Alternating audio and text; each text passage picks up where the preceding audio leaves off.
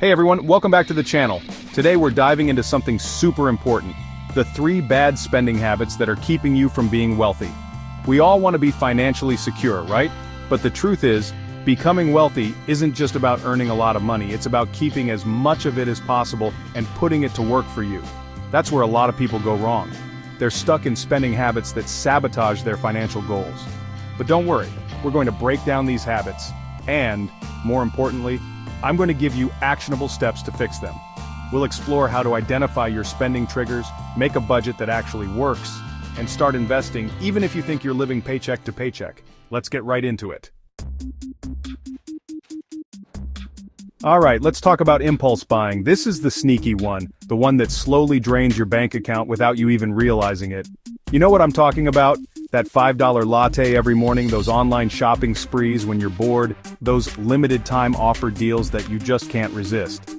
Think about it. How many times have you bought something on a whim only to regret it later? Or maybe you didn't even need it in the first place.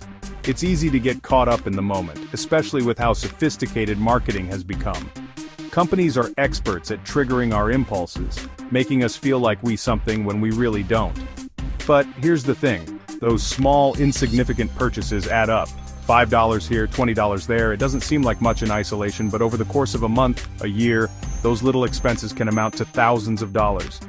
Money that could have been invested, saved for a down payment, or used to pay off debt. So, how do we combat this? First, you need to identify your spending triggers. What situations or emotions lead you to make impulse purchases? Is it boredom, stress, or maybe even just seeing an item on sale? Once you know your triggers, you can start to avoid those situations or come up with strategies to deal with them. For example, if you tend to overspend online when you're bored, try finding a new hobby or activity to keep you occupied. Or, if you can't resist a good sale, make a rule that you'll only buy items that you've already been planning to purchase. Another helpful tip is to implement a waiting period. Before you buy something impulsively, especially if it's a non-essential item, give yourself 24 hours or even a week to think about it. You might find that the urge to buy it fades away, or you realize you don't really need it after all. Remember, breaking the cycle of impulse buying takes time and effort. It's not about depriving yourself, it's about making conscious choices with your money. By being mindful of your spending habits and implementing these strategies, you can take control of your finances and start building real wealth. Okay, let's talk about another bad spending habit that's keeping you from building wealth. Living beyond your means. This is a big one, and it's something that a lot of people struggle with, especially in today's society where we're constantly bombarded with images of the perfect life. Here's the deal. Living beyond your means you're spending more money than you earn, and you're relying on credit cards, loans, or maybe even dipping into your savings to make ends meet. It's like running on a treadmill. You're working hard, but you're not actually getting anywhere. In fact, you're digging yourself deeper and deeper into debt. The thing about living beyond your means is that it often starts subtly. You get a raise, so you upgrade your lifestyle. You see your friends and neighbors buying fancy things, so you feel pressured to keep up. But what you don't see are the mounting credit card bills, the stress of living paycheck to paycheck, and the long-term consequences of being trapped in a cycle of debt. The truth is, trying to keep up with the Joneses is a losing battle. There will always be someone with a nicer car, a bigger house, or a more expensive vacation. But here's the key, their financial situation is none of your business, and comparing yourself to others will only lead to unhappiness and poor financial decisions. So how do we break free from this trap? It all starts with a budget. I know, budgeting doesn't sound like the most exciting thing in the world, but trust me on this.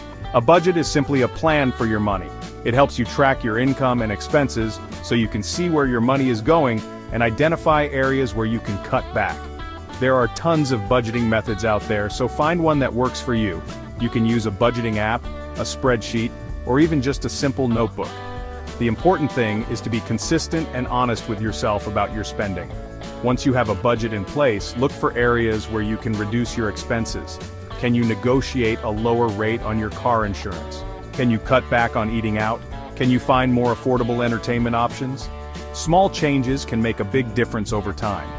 Remember, living within your means doesn't mean living a life of deprivation. It means being mindful of your spending, prioritizing your financial goals, and finding joy in experiences rather than material possessions. Chapter 3. Not investing. the biggest missed opportunity. Now let's address the final and arguably most detrimental spending habit, not investing your money.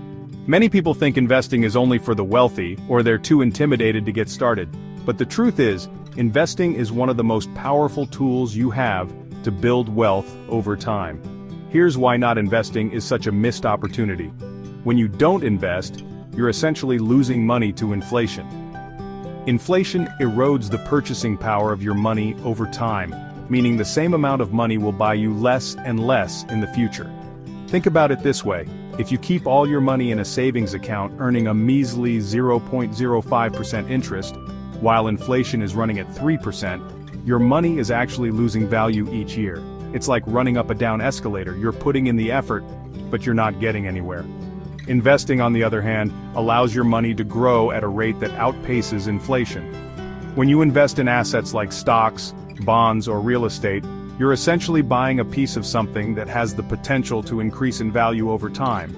Now, I know investing can seem complicated, and there's always some degree of risk involved, but it doesn't have to be overwhelming. You don't need to be a financial expert to get started. The key is to start small and gradually increase your investments over time. There are plenty of resources available to help you learn the basics of investing, like books, websites, and even financial advisors. One of the easiest and most accessible ways to start investing is through a retirement account like a 401k or an IRA. These accounts offer tax advantages and allow you to invest in a diversified portfolio of stocks and bonds. Another option is to use a robo-advisor, which is an automated investment service that creates and manages a portfolio for you based on your risk tolerance and financial goals. The most important thing is to start investing as early as possible. The power of compound interest is on your side the earlier you start. Compound interest is essentially earning interest on your interest, and it's a powerful force that can help you grow your wealth exponentially over time. Remember, investing is not about getting rich quick. It's about making your money work for you so you can achieve your long-term financial goals, whether it's buying a house, retiring early, or simply having financial security. Thanks for watching. If you found this video helpful, make sure to give it a thumbs up and subscribe for more tips on how to manage your money better.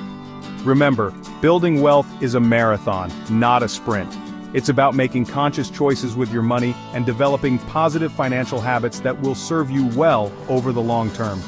Don't let these bad spending habits hold you back from achieving your financial dreams.